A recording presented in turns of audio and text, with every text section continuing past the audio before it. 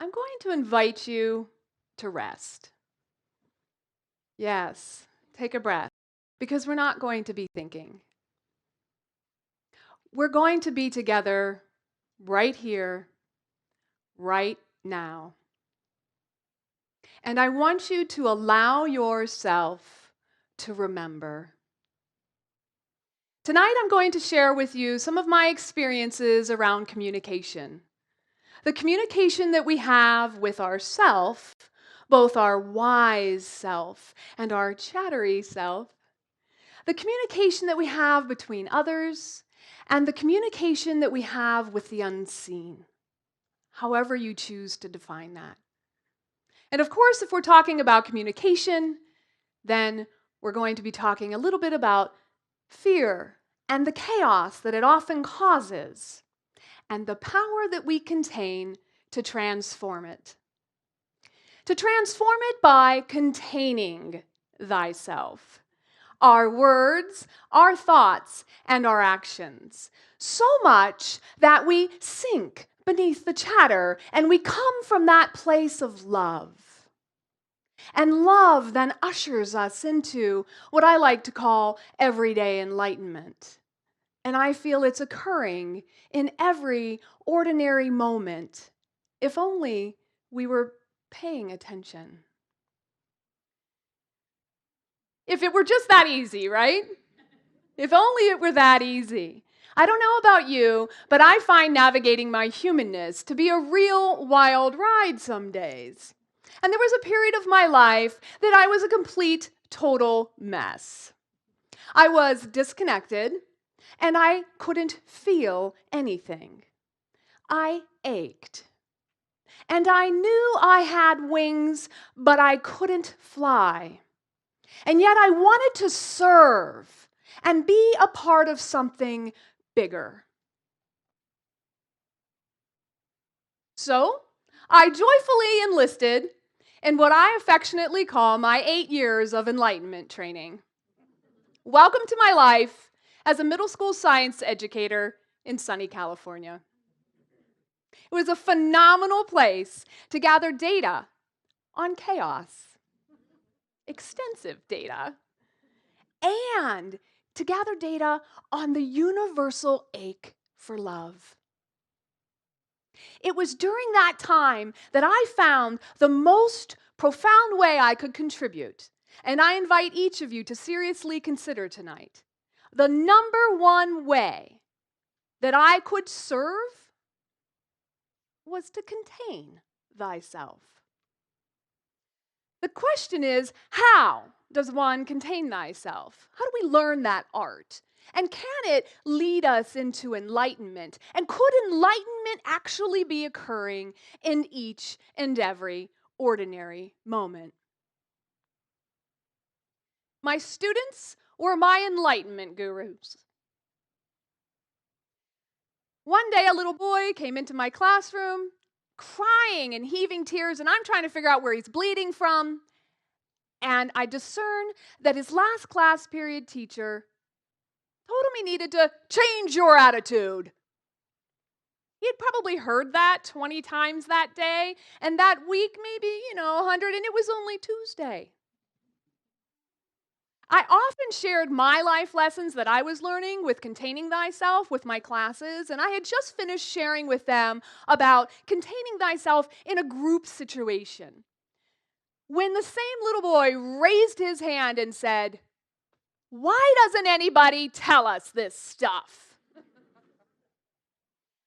I said, "I'm telling you now because I know if someone told me this stuff when I was 12, I'd be a lot further along in my life containing thyself." Let's talk about love. It's fascinating, isn't it? I find it baffling. I don't find it fascinating. Anybody else find it baffling? We long for it. We'll do anything to receive it, including sacrificing ourselves. And I was creating chaos in my life by looking outside of myself for love. I could hear my wise self saying, "Stay in here, come in here, love all of yourself." If only I could figure out how to get inside. And then I realized I was more concerned with whether they loved me or they loved me not. And then stepping back into that and taking some time to pluck petals for myself and offer myself these loving thoughts, such as, I love myself, even though I'm floundering right now in my life. I love myself, even though in this moment I'm feeling jealous and judgmental. I love myself. I love all of myself.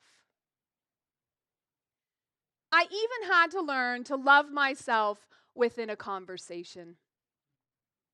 To stop standing by on the side of the conversation like a wallflower, just letting the conversation kind of hit me. And then I'd spend the rest of the day in chaos telling anyone who wanted to listen how poorly I had been treated. Again, I was creating chaos in my life, and I needed to contain thyself, to breathe into my wise self, and start to speak to what I felt was being said in the moment. To speak to the unspoken. Now, I don't know about you, but I walk away from talks and conversations all the time and go, wait a second. Oh, I wish I would have said. Does anybody feel like that? Yeah, I know. I can't be alone on that. So what would it look like if we were to speak to the zingers and the jabs that we often feel within a conversation? How about, I'm happy to continue this conversation with you after you've had some time to sit with your emotions around this issue. Wouldn't that be great? What about, I sense you're upset with me. Can you help me understand why? I find it's our role, it's our duty to nudge each other back into love in each and every ordinary moment. But ordinary moments aren't ordinary, are they? There's a lot more going on than meets the eye, isn't there? Fields of corn have always called to me. Somewhere in there, my ancestors were sleeping. I knew it. Or were they in me? Or maybe there wasn't any difference. I grew up totally, profoundly connected to the unseen. I grew up feral on this farm. And it wasn't until my 30s that I started worrying more about being safe, secure, and fitting in, that I started creating a life from chaos and fear. And now I knew I needed to get off that ride. But apparently I didn't do it soon enough. Because one day I was sleeping and I heard this booming voice. I mean, booming megaphone voice over my right shoulder. Wake up or you will get cancer. I sat straight up in bed and I challenged that big voice. Who said that? And I heard it again. Except this time, it sounded totally like take it or leave it. Wake up or you'll get cancer. I was being summoned. I was being summoned to return to that connected life that I'd always known. That depth of relationship to the unseen. And I needed to deconstruct that fear life that I'd created so that I could open back up again. All those senses beyond the ordinary ones. So, I spent years hiding in the woods and sitting on rocks. Seemed logical. I couldn't figure anything else out. I was desperate, absolutely desperate to stop the chattery madness in my mind and rebuild that relationship to the unseen. So I began stripping myself of all distractions until I landed empty-handed sitting on rocks for hours and hours and hours at a time. My training looked something like this. Man, this rock's really hard. I should have brought a pillow. Can I bring a pillow? Is that cheating if I bring a pillow? Maybe I'll make a note if I bring a pillow. Yeah, I should make a note. Wait, I don't have a pen. No, not that. This. And I'd pull myself back into that place of stillness, that wise self inside of myself. And this went on for a very long time.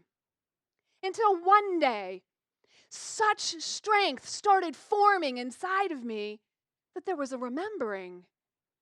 And it deepened. And it deepened. And I just kept going.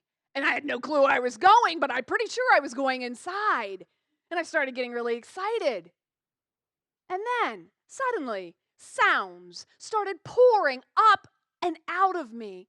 Sounds like I had never heard. Sounds that I was so afraid of. I stood in waterfalls to sing and drowned out my voice because I was so afraid of who I was. And yet those sounds were healing me on every level imaginable, and some that I had no idea existed. So I'm going to share those sounds with you tonight. My soul singing, the voice of remembering. And I ask you just sit quietly. And if you would really like to participate and look down inside of yourself, close your eyes and join me. And if you don't want to, you can just sit quietly while I sing. No, yeah.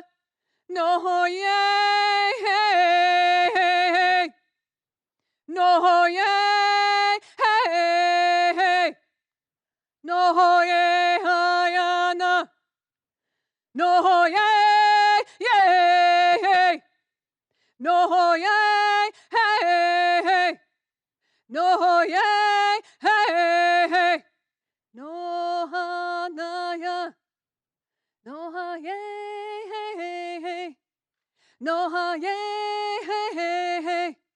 No, yeah, hey, hey, hey. No, no, yeah.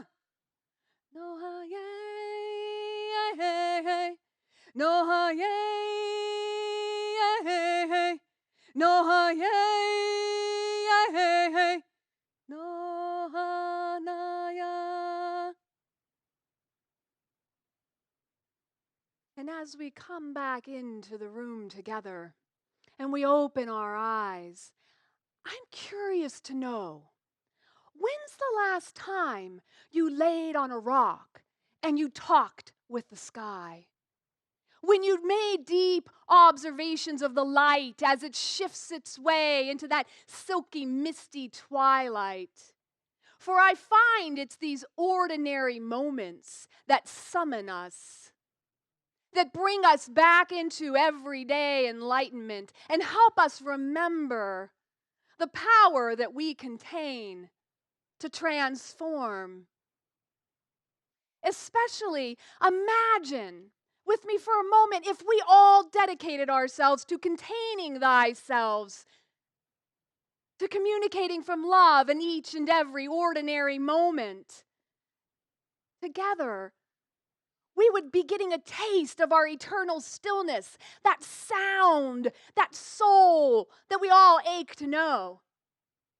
And we might actually create an earth community that we long to experience, where we bask in everyday enlightenment, allowing our souls to sing us home. Thank you.